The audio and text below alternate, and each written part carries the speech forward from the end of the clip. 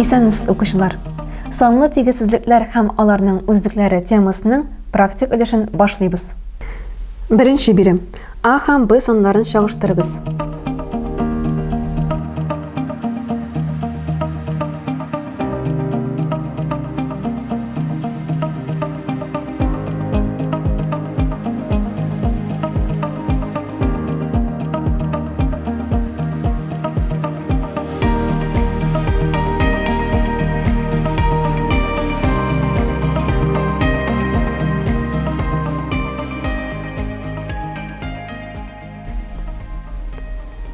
Җавапларыгызны тикшерегез.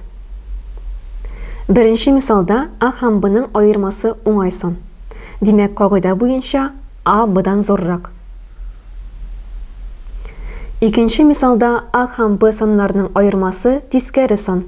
Димәк, кагыйдә буенча А Б'дан кечерәк. Өченче мисалда А һәм Б аермасы 0-га тигез. Димәк, кагыйдә буенча А белән Б тигез. Икенче мисал. А Б'дан зуррак булганда, әлеге аңлатмаларның кыйммәтләрен чагыштырырга кирәк. Димәк, кагыйдә буенча дөрес тигезсезлекнең ике кисәгенә дә бер үк санны күрсәң, дөрес тигезсезлек килеп чыга. Ага да, Б'га да 9 сан кушканнар. Димәк, тигезсезлекнең тамгасы саклана.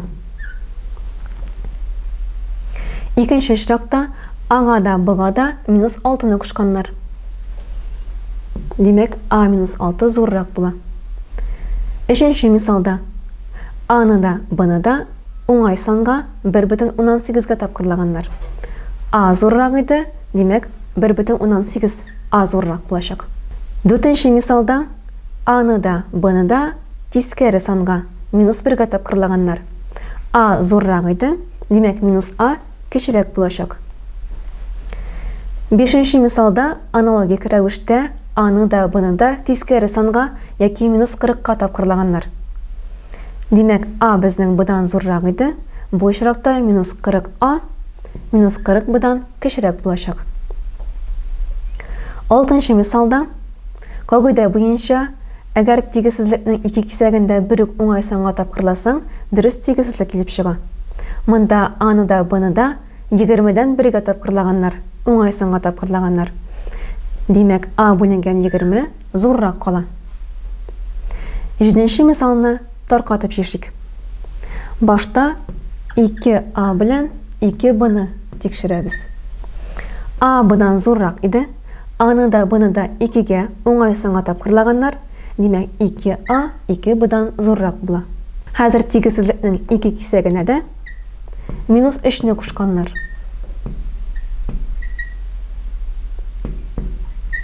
Димәк, кагыйдә буенча, дөрес тигезсезлекнең ике кисәгенә дә бер үк санны күрсәң, дөрес тигезсезлек килеп чыга.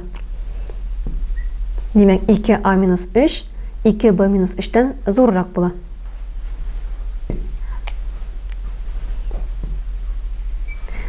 Сигезенче мисалны карыйк.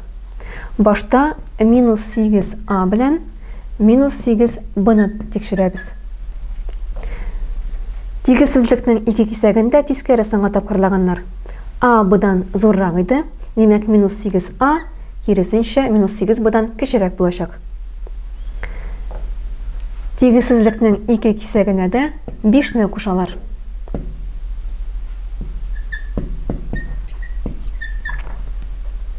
Алда әйтеп үтелгәнчә, тамга саклана. Өченче мисал решил ОГ сайтыннан алынды, 7-нче тип. Әлеге шарт бирелгән һәм шушы шарттан чыгып, кайсы расамаларның дөрес икәнен билгеләргә кирәк. Җавапта дөрес вариантны күрсәтергә. Шарттан чыгып, Аның Б'дан зуррак икәнен беләбез, һәм ике санда 0-дан зуррак булгач, А да, Б да уңай саннар. Беренче биремне тикшерәбез. А уңай сан. 2А шулай ук уңай сан булачак. 2Ага уңай санны кушкач, ул уңай сан булачак, яки 0-дан зуррак. Димәк, бу дөрес түгел. Икенче мисалда. Аның Б'дан зуррак икәнен беләбез. Кагыйда буенча минус А минус Б'дан кечерәк булачак. Димәк, бу җавап та дөрес түгел. Өченче расламаны тикшерәбез. Шулай ук Аның Б'дан зуррак икәне билгеле. Уңай саннарга уңай санны кушкач, дөрес тигезсезлек килеп чыга, яки тамга саклана. Димәк, 2А зуррак була. Бу расламада дөрес түгел. Дүртенче расламаны тикшерәбез. А Б'дан зуррак. Димәк, минус А минус Б'дан кечерәк булачак. Тигезсезлекнең ике кисәгенә дә уңай санны кушабыз. Тигезсезлекнең тамгасы саклана. Димәк, бу раслама дөрес. Җавапта 4 булачак.